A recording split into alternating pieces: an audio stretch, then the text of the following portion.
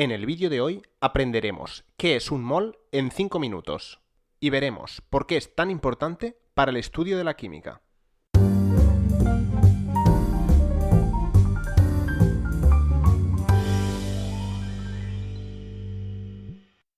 Pero antes que nada, vamos a ver por qué existe la necesidad de inventar el concepto de mol. Y para ello, en vez de jugar con huevos, que es la forma en la que se suele explicar, nos iremos a la antigua Roma. Vamos a imaginar que somos un ciudadano libre y que, por el motivo que sea, nos alistamos a la Legión. Allí nos encontraremos con un montón de compañeros con los que, una vez uniformados, nos vamos a parecer muchísimo. Para nosotros, que somos un legionario, nos interesa tener en cuenta los individuos, nuestros compañeros y los enemigos. Sin embargo, si cambiamos el punto de vista, y ahora no imaginamos que somos un legionario, sino que somos el general, y tenemos que planificar la estrategia para conquistar un pueblo, ya no nos interesa pensar en legionarios individuales, sino que pensaremos en legiones enteras, conjuntos de hasta 6.000 soldados. Vemos que los legionarios son los mismos, lo único que cambia es el punto de vista, si nos fijamos en los legionarios individuales o si por el contrario nos fijamos en el conjunto. De igual forma, si nos fijamos en los átomos de los que ya hablamos en vídeos anteriores, podemos hacerlo desde dos puntos de vista distintos. Desde el nivel microscópico, en el que vemos los átomos, o desde el macroscópico, en el que solo vemos conjuntos de ellos. Para estudiar la materia, en muchas ocasiones, es mejor tomar el papel del general y no centrarse en los átomos, sino ver agrupaciones de estos.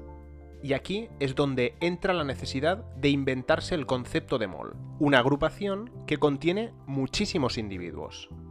En el caso de la Legión Romana, cada una contiene 6.000 individuos.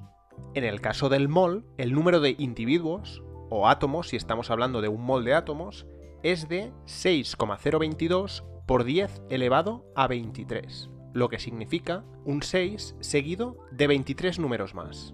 A este valor se le llama la constante de Avogadro. La pregunta ahora sería, ¿de dónde sale este número? Y la respuesta puede entenderse viendo que una de las formas más sencillas que tenemos de tratar la materia a nivel macroscópico es mediante su masa, y por lo tanto intentaremos relacionar la masa de una cantidad de materia con la masa de sus átomos. Pero antes de nada, deberíamos hablar de lo que es la masa atómica. Si recordáis de vídeos anteriores, el átomo está formado por un núcleo en el que hay protones y neutrones, a los que llamamos nucleones, y una corteza en la que se sitúan los electrones. Los protones y los neutrones tienen una masa muy parecida, mientras que la masa de los electrones es muy pequeña y despreciable frente a la masa total del átomo. Por este motivo, se define la masa atómica como la masa de los nucleones que contiene un átomo, ya sean protones o neutrones. Como, debido a efectos relativistas, hay pequeñas variaciones entre la masa del núcleo y la suma de las masas de los nucleones, se escogió como átomo de referencia el átomo de carbono 12, es decir, aquel que tiene 6 protones y 6 neutrones. Y aquí vemos de dónde sale la constante de Avogadro. La idea es conseguir que la masa atómica de este elemento y la masa de un mol de átomos del mismo elemento tengan el mismo valor, aunque con distintas unidades. Es por esto que, hasta 2019, un mol era el número de átomos de carbono que había en 12 gramos de carbono 12. Con esta definición, el hidrógeno que tiene un nucleón tiene una masa atómica de aproximadamente 1 gramo por mol, y el oxígeno 16 de 16 gramos por mol.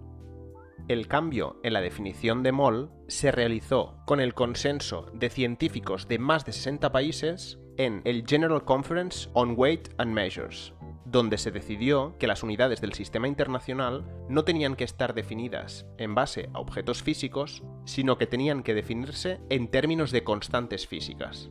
A raíz de esto, se definió el mol como aquel conjunto de partículas que contiene exactamente 6,02214,076 por 10 a la 23 entidades elementales. Sin embargo, este cambio no modificó significativamente el valor de la constante de Avogadro, por lo que los moles de antes de 2019 y los de después son a nivel práctico los mismos. Ahora ya sabemos lo que es un mol, pero ¿por qué necesitamos esta unidad? La razón es que los procesos químicos se dan a nivel atómico, es decir, las reacciones químicas son reacciones entre átomos. Y necesitamos una unidad que convierta esos átomos diminutos e inalcanzables a algo que nosotros, como generales de la ciencia, podamos manejar. Y esa magnitud sería la masa. El problema es que 1 gramo de carbono y 1 gramo de hidrógeno no tienen el mismo número de átomos. Y este es el motivo por el que inventamos el mol, puesto que 1 mol de átomos de carbono y 1 mol de átomos de hidrógeno sí tienen el mismo número de átomos.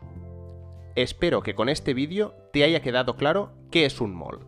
Si no es así, no dudes en preguntar en los comentarios. Suscríbete a este canal y visita aprendecienciaencasa.com para más ciencia en tu casa.